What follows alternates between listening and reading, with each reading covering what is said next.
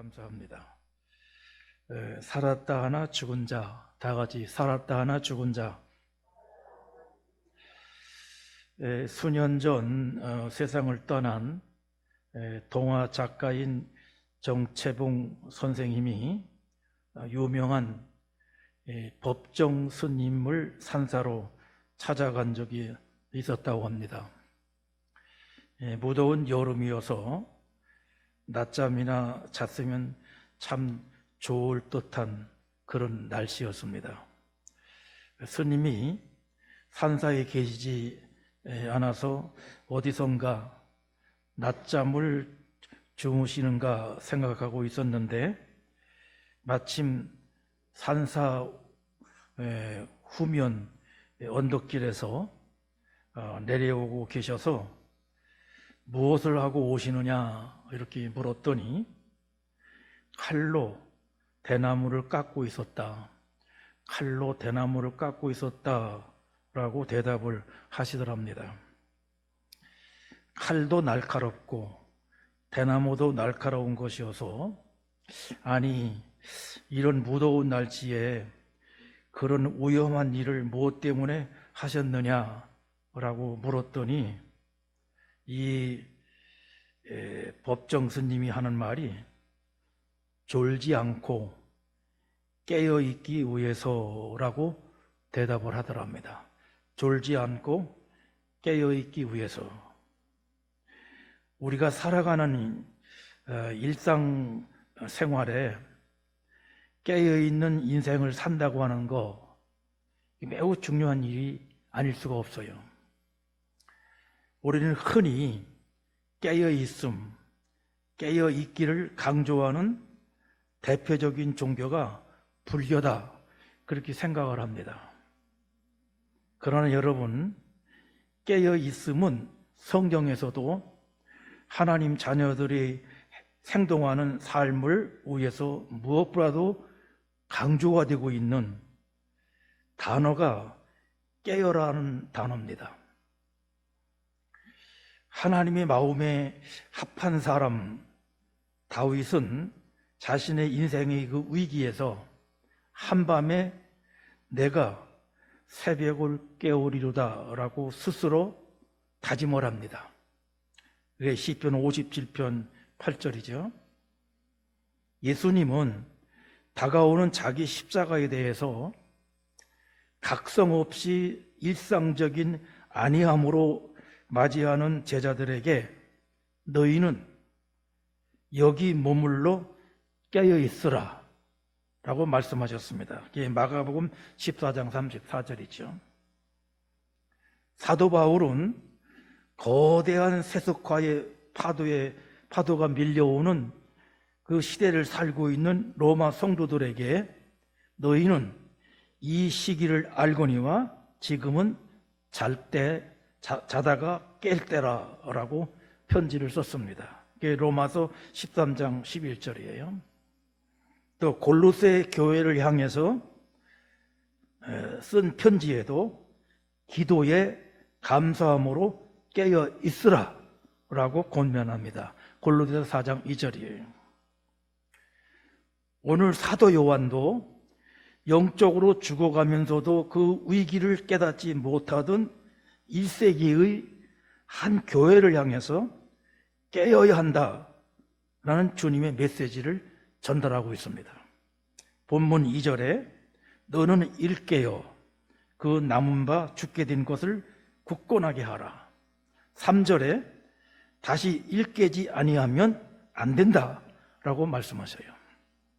그러니까 이 교회를 향한 권면의 키워드가 바로 깨어남입니다. 깨어남.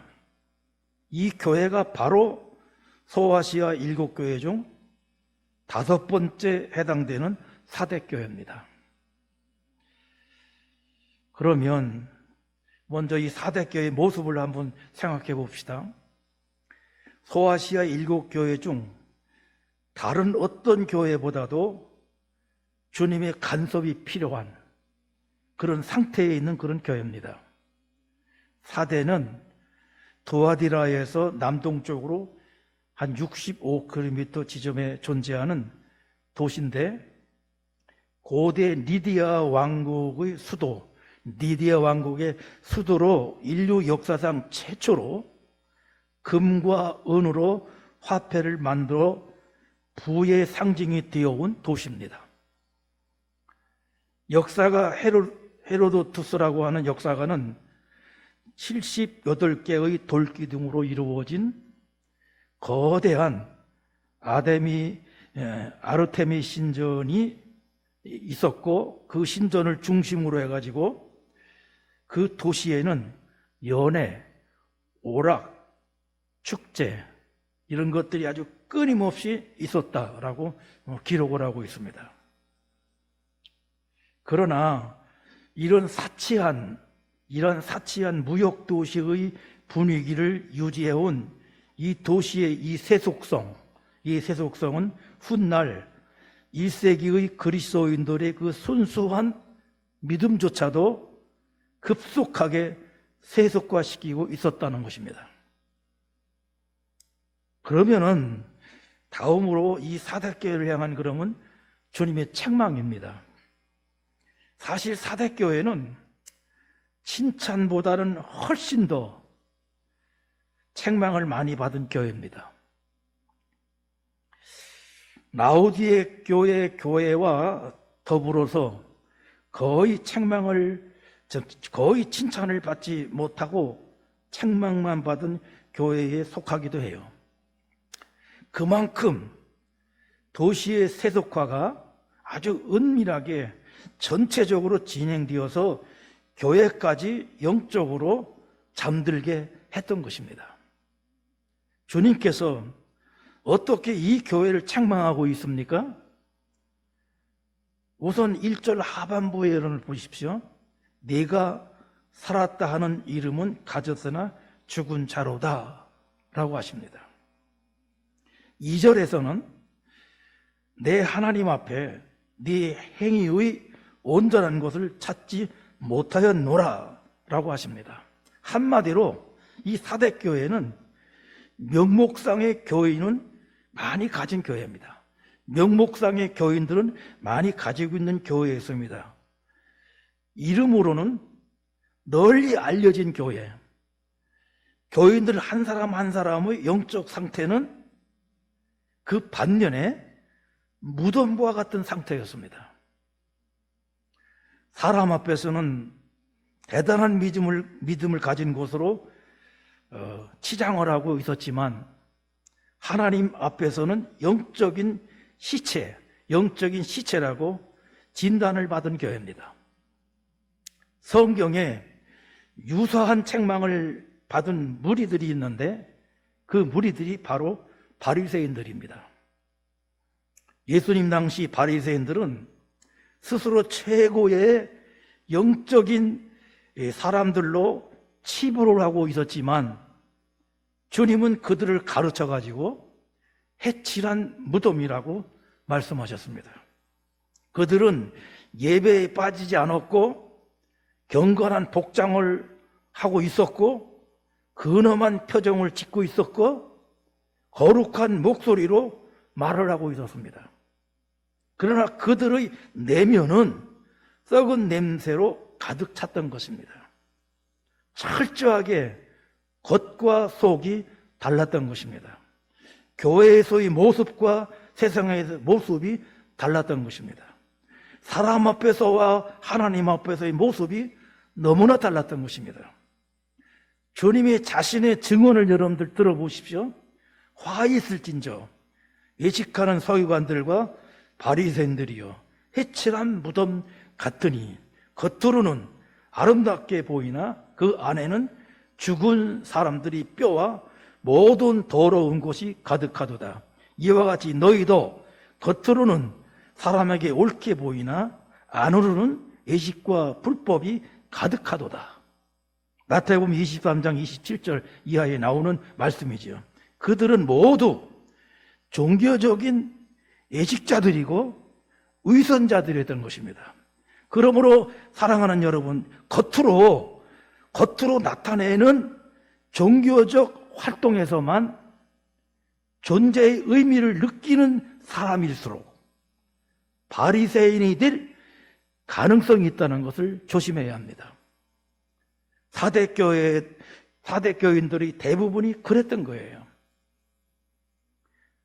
우리가 만일 믿음의 진정한 의미를 하나님 앞에서의 깊은 내면과 인격에서 발견하지를 못하고 겉으로 무엇을 또 사람 앞에서만 무엇을 과시하는 소위 활동주의에서 찾고자 한다고 그러면 사대교회의 비극은 이 시대 여러분과 저의 비극일 수가 있다는 것입니다. 성도 여러분, 이 사대교회는 겉으로 보기에는 분명히 살아있는 교회였습니다. 그들은 살았다 하는 이름을 가지고 있었습니다. 이것은 사대교회의 교인들이 스스로 붙인 이름이 아니에요. 주님이 내린 평가예요. 사대교회는 겉으로 볼 때 활력이 넘치는 그런 교회가 분명했을 것입니다. 요즘식으로 말하면 나름대로 선교를 합니다. 전도도 합니다. 봉사도 하고 여러 가지 일들을 다 합니다. 겉으로 보기에 그들에게는 분명히 경건의 모양은 있었고 다른 교회들의 선망의 대상이 되어 있었을 것입니다. 그래서 그 행위를 보고 나름대로 평판도 좋았어요. 그런데 주님의 평가는 전혀 달랐습니다. 내가 살았다 하는 이름은 가졌으나 죽은 자로다. 죽었다는 말입니다, 여러분. 이거 죽었다는 말. 경건의 능력이 없다는 말입니다. 그렇다고 그러면 사대교회가 왜 이처럼 생명력이 없는 죽은 교회가 되었을까요? 성서학자들은 이런 진단을 내리고 있어요. 아마도 지리적인 안정과 물질적인 풍요만을 믿고 안일함과 부도덕에 빠졌기 때문일 것이다 라고 진단을 해요. 시대는 그 사대교회가 존재하고 있었던 그 시대, 또 그 교회가 존재하고 있는 그 지역, 이런 지역은 지정학적으로 볼 때에 난공불락의 조건을 갖추고 있었어요. 전혀 그 도시는 외부의 적의 침략을 받아가지고 도시가 망할 수 있는 그런 조건을 전혀 갖추고 있지는 않았어요. 그러니까 난공불락의 지역이다. 지정학적으로 그렇게 불려지고 있었어요. 그걸 그들은 믿고 그냥 있었던 것이고, 그 다음에는 양털 가공업, 염색업, 이런 상업과 공업이 번성을 해가지고 아주 막대한 부를 누리고 있었어요.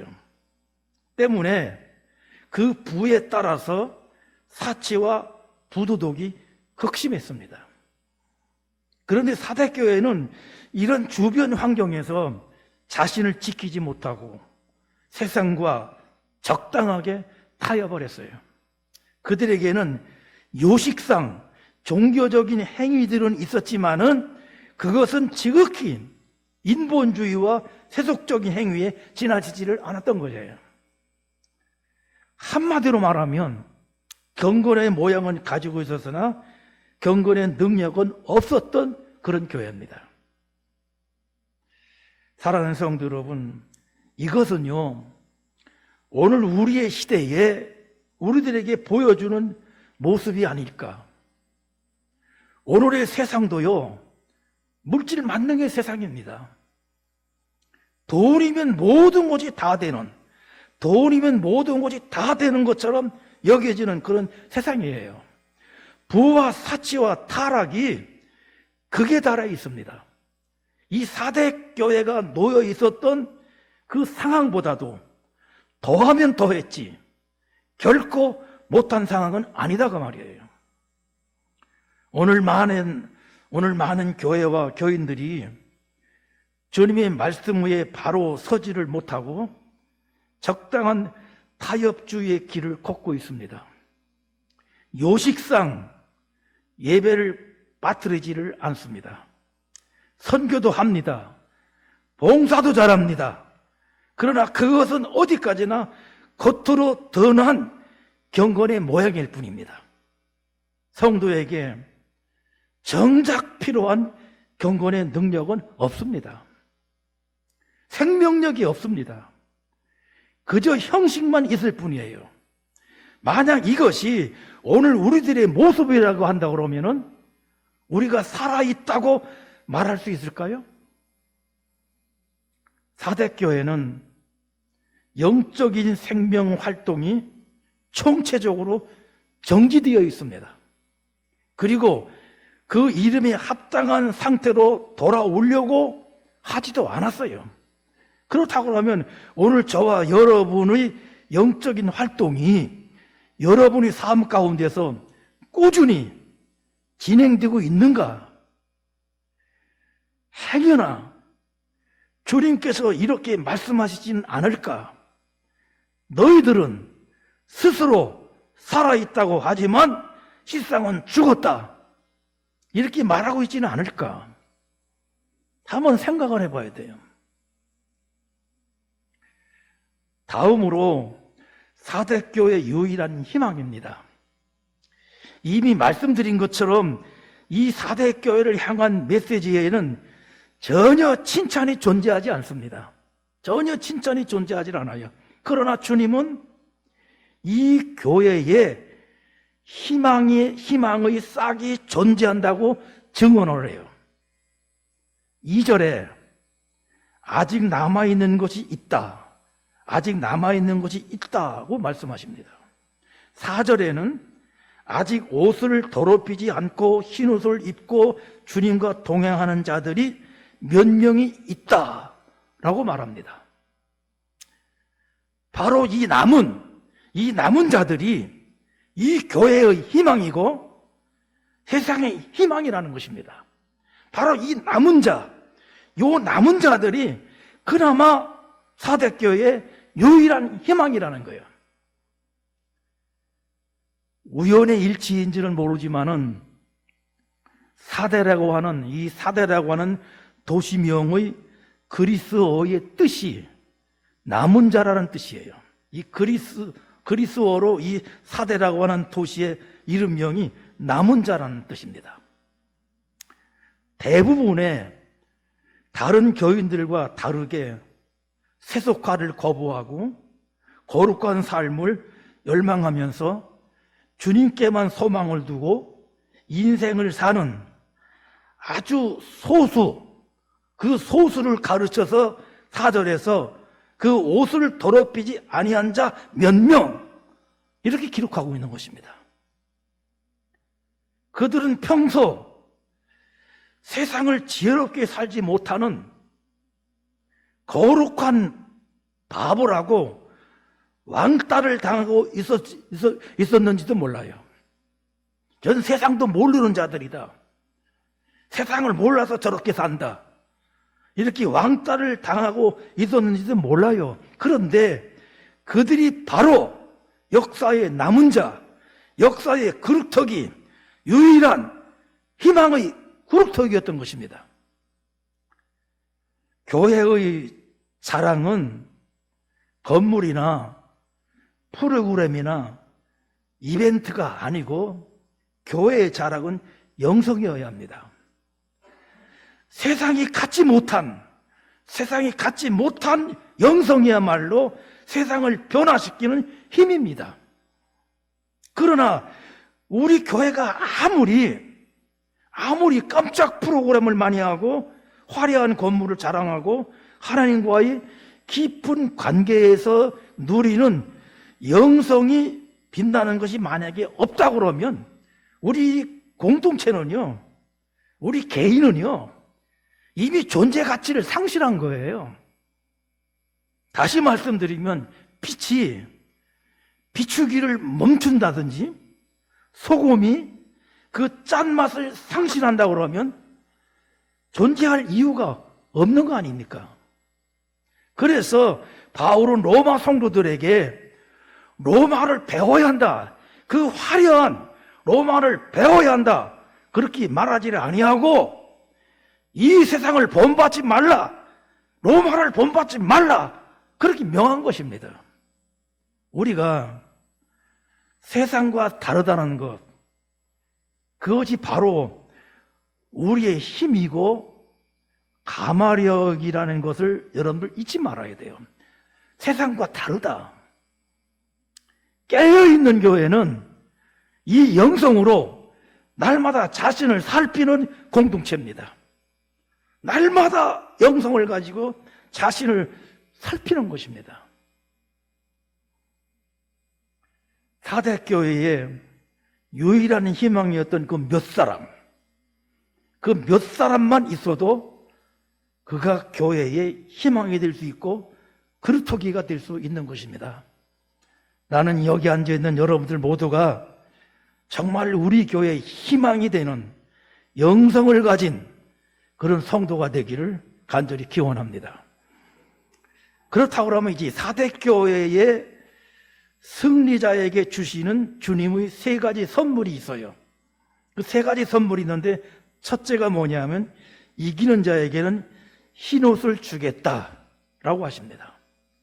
그러니까 사대 사람들이 좋아하던, 그들이 좋아하던 재로 물든 얼긋불긋한 그런 화려한 옷이 아니라 정결과 승리를 상징하는 흰옷을 주겠다라는 겁니다. 두 번째로는 이기는 자에게는 그 이름을 생명책에서 결코 지우지 않을 것이다 라고 하십니다. 그리스도의 피의 공로로 말미암아 의롭다함을 받은 사람들이 장차 살 수 있는 새하늘과 새 땅에 들어갈 수 있는 하나님의 자녀들의 이름이 기록된 책이 생명책입니다. 그리스도의 보혈로서 의롭다함을 받은 사람들, 그래서 저 천국에 들어가서 살 수 있는 자격이 부여되어 있는 그 사람들의 이름이 기록되어 있는 책이 생명책입니다. 이 책에 기록된 자의 이름을 결코 지우지 않겠다. 하나님의 약속입니다. 이름을 지우지 않겠다라는 이 뜻이 뭐냐면 하나님이 반드시 책임지고 구원하시겠다라는 말씀이에요. 그걸 주시겠다고 말해요. 그리고 세 번째로는 이기는 자에게는 하나님 앞과 그의 천사들 앞에서 시인하리라 그렇게 말씀하셔요. 다시 말해서 하나님 앞과 천사들 앞에서 그리스도로부터 인정을 받게 될 것이다 라는 말씀이에요. 그렇습니다. 믿음을 지키고 이기는 자에게는 마지막 날 하나님과 천사들 앞에서 주님이 시인하는 것으로 확정을 합니다. 그래서 이기는 자에게 주님께서는 흰옷과 생명책에 이름이 기록되는 것과 그리고 하나님과 천사들 앞에서 시인이라고 하는 시인받는 그런 큰 축복을 주실 것입니다. 저는 이 복을 누리는 저와 여러분들이 다 되기를 간절히 원합니다. 자, 그러면 마지막으로 결론적으로 이 사대교회에서 배워야 할 점, 사대교회에서 우리가 깨달아야 할 점이 뭐냐고 말이에요. 한마디로 말하면 깨어있는 교회, 깨어있는 성도가 되어야 한다는 겁니다. 깨어있어야 한다는 거예요. 그것이 21세기 오늘의 교회가 1세기의 4대 교회에서 배워야 할 레슨이에요. 건강한 교회는 깨어있는 교회이고 건강한 성도는 깨어있는 성도입니다. 그런데 우리의 문제는 뭐냐? 어떻게 우리가 깨어있는 성도로 살아갈 수 있느냐? 이게 문제예요. 어떻게 우리는 깨어있는 성도로 살아갈 수 있는가? 3절이 그 대답을 해주고 있는 겁니다. 3절이. 그러므로 내가 어떻게 받았으며 어떻게 들었는지 생각하고 지켜 회개하라. 만일 일깨지 아니하면 내가 도둑같이 이르리니 어느 때에 내게 이르는지 내가 알지 못하리라. 여기에 이 구절에 등장하는 세 개의 동사가 굉장히 중요한 동사예요. 생각하라, 지키라, 회개하라. 이 세 가지 동사가 핵심이에요. 그러나 다시 이 경고를 둘러다가 요약을 한다 그러면은 깊이 생각하고 깨어 자신을 지키라, 그런 말입니다. 다시 한마디로 말하자 그러면 이 공동체를 향한 권면의 키, 이 공동체를 향한 권면의 열쇠는 깨어 있으라는 말입니다. 깨어 있어라. 깨어 믿음의 자리에서 살아가라 라는 거예요. 전에 소개했던 조지 바나가 쓴 주전자 속의 개구리, 그 책을 여러분들에게 소개했고 내용도 여러분들 다 기억하시겠죠. 주전자 속에 미지근한 물을 넣고 개구리를 집어넣은 다음에 서서히 열을 가하면 개구리는 자기가 죽는 것도 모르고 그냥 기분 좋게 천천히 죽어간다는 것입니다. 그런 이야기를 이 조지 바나가 하는 이유가 뭐냐면 오늘의 교회가 바로 이런 처지에 처하고 있다는 것을 경고를 하는 것입니다. 어떻습니까? 죽어가고 있는 줄 모르고 기분 좋게 죽어가는 개구리, 그것이 나의 모습, 우리의 모습이 아닌가요? 그렇다면은 지금 깊이 생각할 때입니다. 지금 회개할 때입니다. 지금 깨어날 때입니다. 저는 전에 현역 목회를 할 때 새벽에 매일 새벽에 나오셔가지고 자신과 가족과 그리고 민족과 교회를 위해서 늘 기도하는 성도의 모습이 참으로 보기가 참 좋았습니다. 그것도 부부가 늘 새벽마다 나와서 새벽을 깨우는 그 모습이 그렇게 보기가 좋았어요. 이름을 대라고 하면 될 수가 있어요. 서두에 언급하 있는 동화 작가 정채봉 선생의 새벽을 애찬하는 새벽 편지의 한 부분을 소개하고 싶습니다. 나는 자욱한 안개가 포근히 안아주는 봄날의 새벽을 사랑합니다.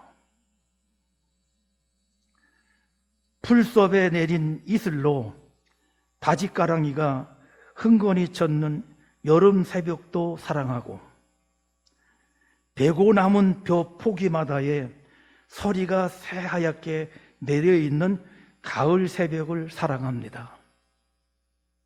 그러나 겨울 새벽 창을 열었을 때 밤사이에 소리 없이 내려와 세상을 하얗게 덮고 있는 눈은 그 어떤 것보다도 행제인 것 같지 않았던가요? 그래서 나는 새벽 눈물은 사기꾼이 흘리는 것이라도 진실처럼 믿고 싶습니다. 새벽의 눈물은 사기꾼이 흘리는 눈물이라도 진실처럼 믿고 싶다. 새벽에 흘리는 눈물이 얼마나 의미가 있고 가치가 있고 귀중한 것인가를 말하고 있는 겁니다, 여러분. 이런 아름다운 새벽을 날마다 기도로 회개의 눈물로 깨우며 사는 여러분의 모습이 되십시오. 지금은 우리 자신과 공동체를 다시 흔들어서 깨울 때입니다, 여러분. 살았다 하나 죽은 자의 모습을 깨어나게 할 때입니다. 다시 흔들어서 깨어나게 할 때예요. 여러분들이 그 주인공이 다 되어야 한다고 말입니다. 그래야 교회가 깨어있는 교회가 되고 살아남는 그런 교회가 되는 겁니다. 만약에 사대교회가 깨어있지를 않다고 그러면, 그 깨어있는 몇 사람마저도 없다고 그러면은 사대교회는 더 이상 희망이 없는 겁니다. 마찬가지예요, 여러분. 여러분들이 깨어있는 성도가 될 때 이 교회는 존재의 의미를 유지할 수가 있는 것이지, 만약에 여러분들이 그나마도 깨어있지 못하고 죽어가는지도 모르고 그냥 그대로 죽어가고 있다고 그런다면, 깨어있지 않는다고 그러면 이 교회에 희망이 뭐가 있겠습니까? 누가 희망을 보장할 수 있겠습니까? 아무쪼록 여러분들은 지금이 깨어있을 때다. 지금이 교회를 깨워서 흔들 때다. 이 사실을 여러분들이 확신하시고 간절한 마음으로 기도하기를 주님의 이름으로 간절히 축복합니다.